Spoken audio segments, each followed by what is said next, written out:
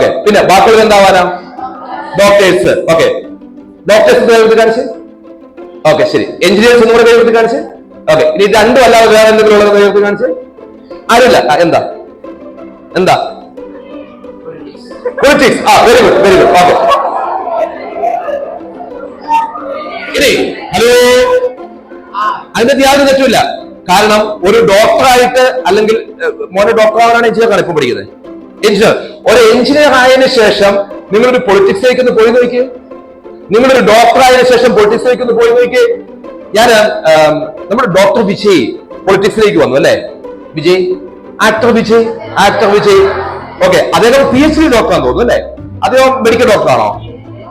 PhD ഡോക്ടറാണ്, PhD ഡോക്ടറാണ്. പക്ഷെ ഒന്ന് ആലോചിച്ച് നോക്കിയോ, ആ പൊളിറ്റിക്സിലേക്ക് വന്നു, അദ്ദേഹം ഡോക്ടറാണ്, പൊളിറ്റിക്സിലേക്ക് വന്നു. അത് ഡോക്ടർ വിജയ് എന്ന് പറയുമ്പോൾ ഉണ്ടാകുന്ന ഒരു എടുപ്പ് ഭയങ്കരമാണ്. അത് എപ്പോഴും നല്ലതാ.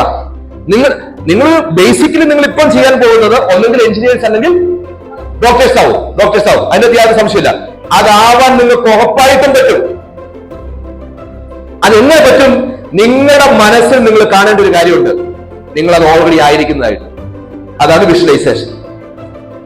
നിങ്ങളുടെ 5 സെൻസസ് ഉപയോഗിച്ച് നിങ്ങൾ ആവാൻ ആഗ്രഹിക്കുന്ന കാര്യം ഓൾറെഡി നിങ്ങൾ കണ്ടു കഴിഞ്ഞാൽ, മനസ്സിൽ കണ്ടു കഴിഞ്ഞാൽ, അതാണ് പോസിറ്റീവ് വിഷ്വലൈസേഷൻ എന്ന് പറയുന്ന ടെക്നിക്ക്.